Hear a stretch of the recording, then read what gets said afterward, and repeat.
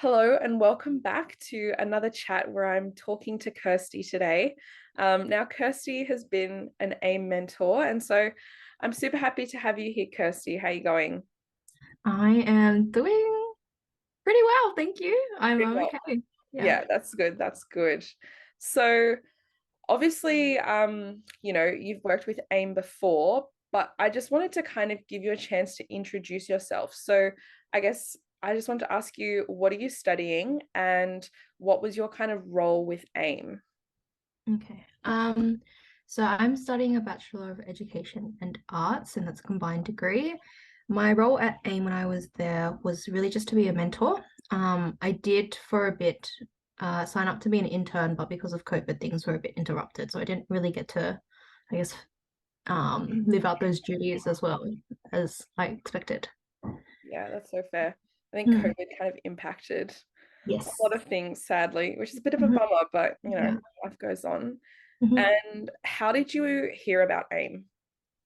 I heard about AIM through my friend Janice. So Janice is working pretty closely with AIM, and it was through her that I learned about it. She told me, what AIM does, the kind of student group that it works with, its goals. And so really through her. Yeah. Yeah, that's so Mm. interesting because I chatted to Janice recently Mm. and she was like at AIM headquarters and everything like that. And it was so cute and she's so lovely. Yeah. She's honestly such Yeah. like a powerhouse for AIM. Everybody She I is. talk She to is. is like, yes, Janice is amazing, love her. So that's so lovely Mhm. that you kind of have that connection as well. Yeah. And so what Yeah. attracted you to volunteer for AIM? What sort of like stood out to you as why you ended up going ahead with volunteering? Mm. Um, I think it was like studying to be a teacher, working with students is always something that I think not just makes sense, but also is something that is natural for us to kind of branch out into while we're studying, because it gives us experience that obviously uni doesn't, and pracs can only do so much as well. What attracted me, I think, so partially just to work with students, with young people, um, and also I felt that this was an opportunity for me to really, I don't know, anytime we interact with in Aboriginal Australian history or um, text or anything like that, it's such a limited perspective. And I felt that engaging with actual First Nations people would really give me an experience that, that's one of those things that I felt I had to actively seek out rather than hope that one day it'll hit me in my career or I'll encounter it another way. So I think that was also something.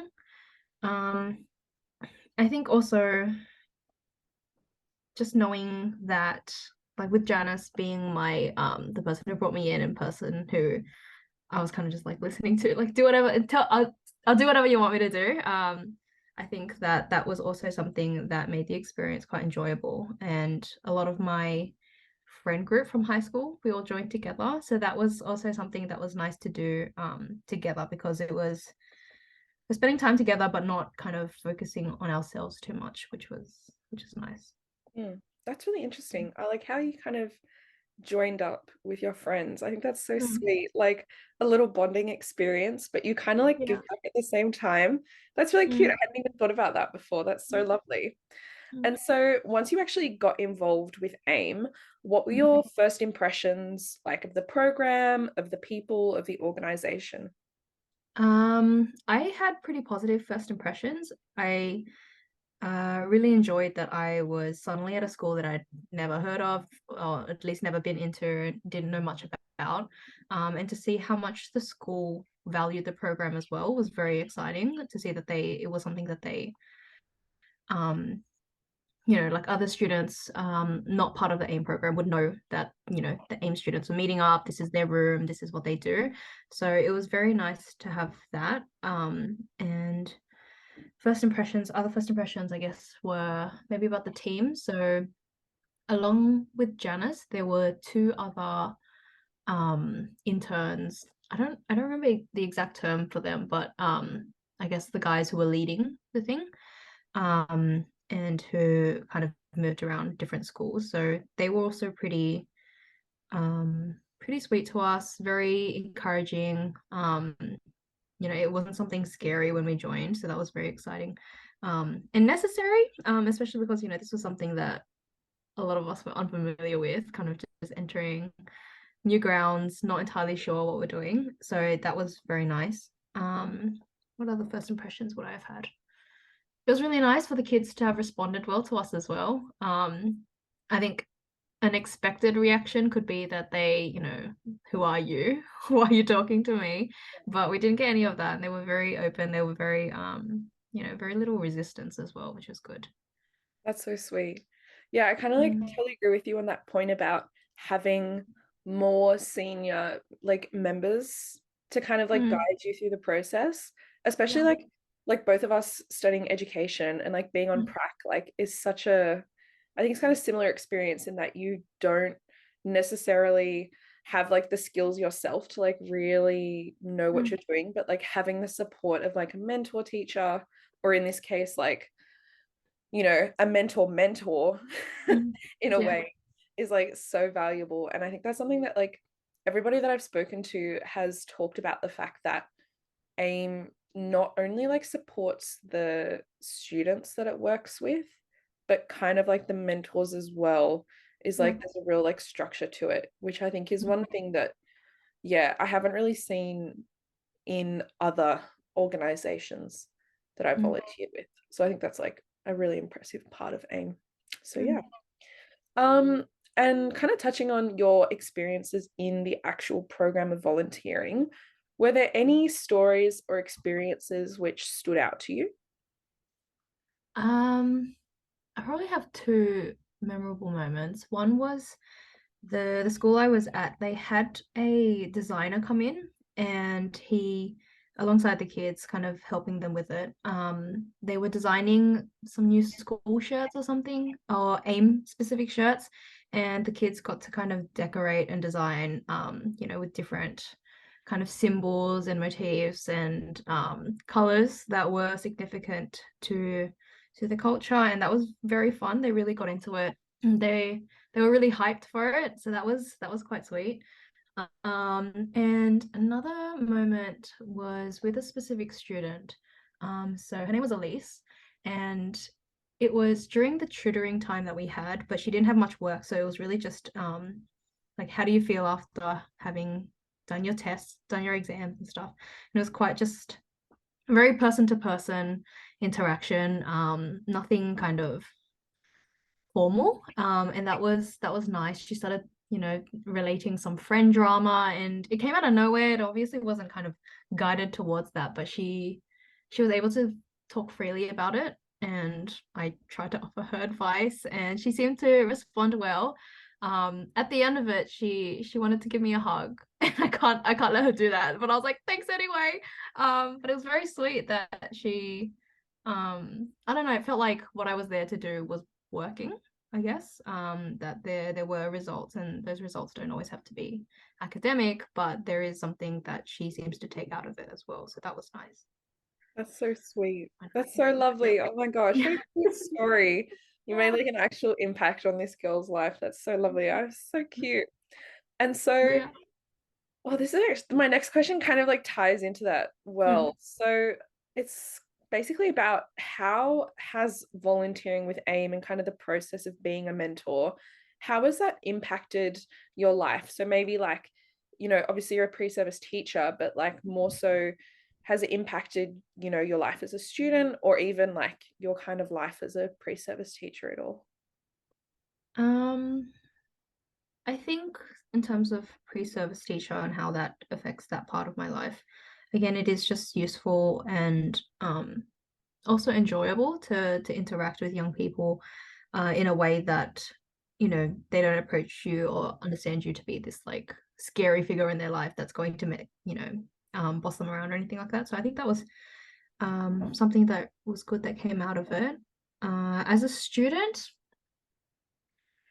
I don't know that it affected me too much as a student. I do think that it taught me a bit more about time management, because obviously I wanted to commit to this, and that would mean that everything else has to be kind of shuffled around this as well.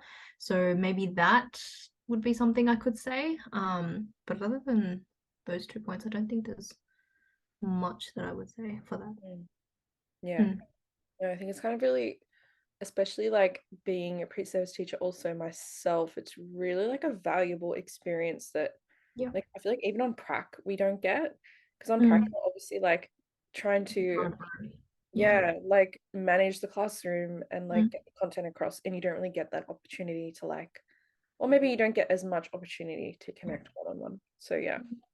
So what was like kind of one key takeaway from your experiences of being a mentor with AIM? mm. I think one thing that I could take away from AIM is, and something that's, I guess, applicable to other situations where you're working with young people, is you kind of get what you give. So if you bring the energy, if you bring the kind of realness and show them that, then that's something that you are likely to get back. Um, yeah, because I think like kids can see through it if you're fake. Kids can see through it if you're not truly in it for the sake of, all those positive things that we've mentioned before. So I really do think that being real about it and being genuine is something, that's been especially important since AIM. Something that I've learned. Yeah, definitely. And Mm, so if somebody was considering like whether to join AIM in the future, or they're tossing up, whether to sign up to be a mentor, what would mm. you say to someone who's considering volunteering with AIM?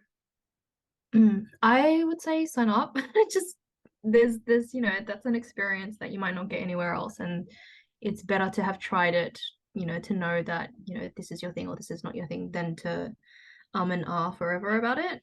I When I was going through the program as a mentor, again, it was going really well until COVID hit, and that made things a bit muddied and muddled. So I would say also, don't be afraid to kind of reach out to whoever's in charge of you to kind of confirm what's been going on, what you're actually going to be doing, when you're going to be doing it. I'm sure the organization of it and the kind of structuring of things is slightly different since I've been a mentor, but it is something I think, could really influence your experience with it. So if you've got that down and you've got that handled, then I wouldn't see many other reasons why um you wouldn't want to sign up. Mm. Yeah. Yeah. It's like seeking clarification if like Mm, things get messy and stuff. I yeah. think that's totally natural as well, like especially Mm, during COVID, yeah. everything's so up in the air that it makes sense that sometimes things got a little bit confusing. But that's really Yeah. good advice to kind of like be proactive and, seek Mm, out like clarification if you're not given it in the first place. So yeah. yeah. Well, that was so amazing, Kirsty. Thank you so much for chatting with me. Oh, It good. was super fantastic to hear your perspective on things. So yeah, that's where we're going to leave it. And I think that's it. See you later, guys.